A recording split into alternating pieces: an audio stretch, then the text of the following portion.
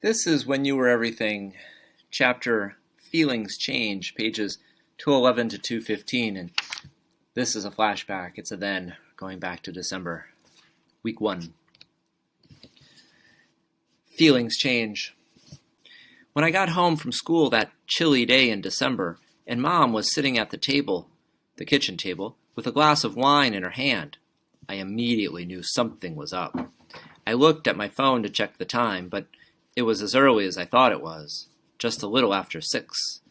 I hadn't spoken to Layla since the day in the library, and I wished I could text her to tell her that my mom was home before 8. She would have gotten it. She was the only person other than my dad who would.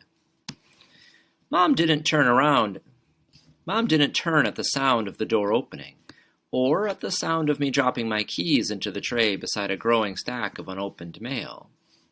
"Mom?" I asked, because my stomach instantly felt low and tight. She turned when I said that.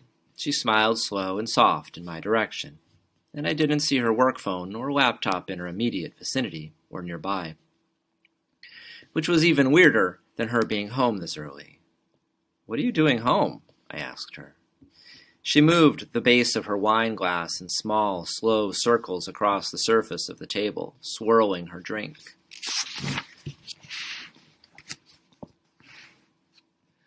I could see the liquid leaving little trails along the sides of the glass. Legs, my dad would say. "Just waiting for you and your father to get back," she said, like this was normal. "We need to talk to you." I sat down at the table, but my insides ignited with worry. So I got up, put a kettle on, and then headed back to my rooms to change out of my uniform. I texted my dad. "Get home ASAP. Or as soon as possible. Mom is here and she's being super weird." For the first time, probably ever, he didn't text me back right away. The kettle screamed just as Daddy walked in, a harbinger of what felt like disaster. He was home too early, too. I nearly spilled the hot water as I poured myself a cup of tea, and I asked, "Did someone die?" as I joined them at the kitchen table. Daddy shook his head and untied his bow tie. My voice cracked. "Is one of you dying?" "No, honey. No one's dying," Mom said. Daddy slipped his glasses from his face, but a second later he put them back on, and I braced myself to hear some new and awful truth. "We're separating," Daddy said, and Mom nodded, looking up. She continued where he left off. "Nothing beyond that has been decided yet. We'll see what happens after we spend some time apart." She released the death grip she had on the stem of her wine glass and reached her hand toward mine, but I moved quickly away. "Why?" I said, turning to one parent and then the other.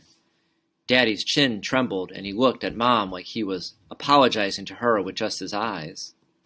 People who didn't want to be married anymore weren't supposed to still communicate like people who were in love.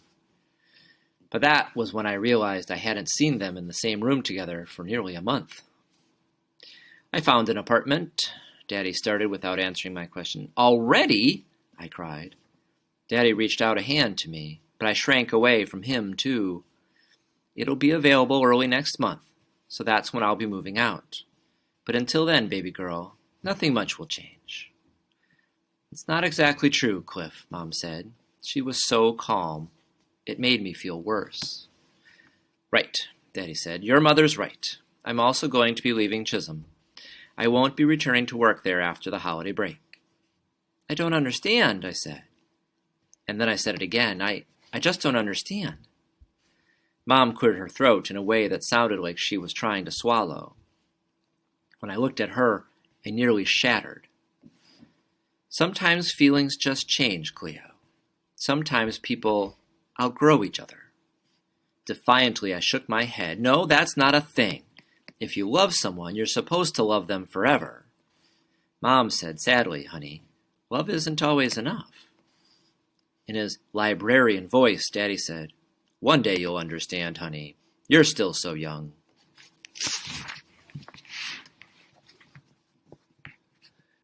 I almost knocked my chair over, I stood up so fast. "You don't get to say that to me.